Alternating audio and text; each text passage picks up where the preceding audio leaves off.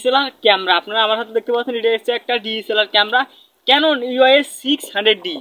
তো ভাই আজ থেকে 12 বছর আগের ক্যামেরা কেমন হবে, তো আজকে আপনাদেরকে আমি বিস্তারিত বলবো। যে আপনারা ক্যামেরাটা দেখতে পাচ্ছেন, এখন হচ্ছে বর্তমানে 2024 সাল, এটা প্রায় রিলিজ হয়েছে 2012 সালে।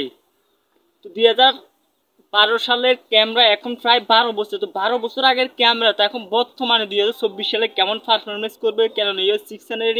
এবং শুধু তাই না, পরবর্তীতে 2036 সালে ক্যামেরাটা কেমন হবে, 12 বছর আগের ক্যামেরা বর্তমানে 12 বছর পর এবং আগামী আরও 12 বছর পরে ক্যামেরাটা কেমন হবে। তো এখন আমি বিস্তারিত আলোচনা করব। তো একটা সময় আমার একটা স্বপ্ন ছিল যে আমি একটা DSLR ক্যামেরা কিনবো, ওই ক্যামেরা দিয়ে আমি ফটোগ্রাফি করব, সিনেমাটিক ভিডিও করব। হ্যাঁ, এটা হয়তো আপনাদেরও কিন্তু এমন একটা কি ধারণা থাকতে পারে বা এমন একটা আশা করেন, তো আমারও ঠিক এরকম একটা আশা ছিল। তো আপনারা যে ক্যামেরাটা দেখতে পাচ্ছেন, এই ক্যামেরাটা ঠিক আমারও এরকম একটা আশা ছিল যে আমি আর আমার যদি একটা ক্যামেরা হতো তাহলে আমি ফটোগ্রাফি করতাম, শর্ট ফিল্ম বানাতাম, এভরিথিং অনেক কিছু। তো শেষ পর্যন্ত ক্যামেরাটা কিন্তু আমি নিয়েছি।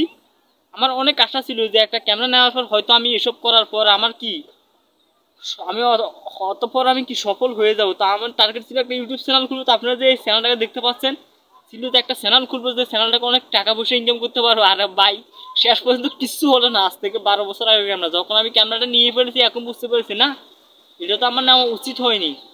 তো আপনারা যারা নতুন ক্যামেরা কিনতে চাচ্ছেন 24 কিংবা আগামী 25 সালে, তো আজকের ভিডিওটা হচ্ছে শুধু তাদের জন্য। আমরা যখন একটা ক্যামেরা কিনবো বর্তমান যুগে, বর্তমান সালে আপনার কি পরিমাণ মানুষের চাহিদা রয়েছে বা কোনটার মানুষের চাহিদা বেশি তা কিনতে হবে। কিন্তু যদিও আমাদের সবার বাজেট হয় না, এই কারণে আমার কিন্তু বাজেট কম ছিল, যার কারণে আমি এই ক্যামেরাটা কিনে ফেলেছি আজ থেকে 12 বছর আগের ক্যামেরা। তো এখন আমি বুঝতে পেরেছি না, এটা দিয়ে তো বর্তমানে যায় না বা ভিডিও ছবি ওরকম পাওয়া যায় না। তো এটা ছিল আজকের মতো ভিডিও। তো 2012 সালের ক্যামেরা মানে অলরেডি 12 বছর হয়ে গেছে, এখন 2024 সাল এবং আগামী 2036 সাল পর্যন্ত যদি তোমাদের এই তুরান ভাই বেঁচে থাকে, তো এই ক্যামেরাটাকে আমি স্মৃতি হিসাবে রাখবো। যদিও এটা দিয়ে আমি মানে যেটা স্বপ্ন ছিল ওটা করতে পারিনি, জাস্ট এটাকে স্মৃতি হিসাবে রাখবো। তো এটা ছিল আজকের মতো ভিডিও। সবাই ভালো থাকবেন, সুস্থ থাকবেন, আল্লাহ হাফেজ। আর হ্যাঁ, ভিডিওতে তো অবশ্যই একটা লাইক করে দিবেন, আর চ্যানেল নতুন হলে থাকলে সাবস্ক্রাইব করে রাখবেন। সবাই ভালো থাকবেন, সুস্থ থাকবেন, আল্লাহ হাফেজ, বাই বাই।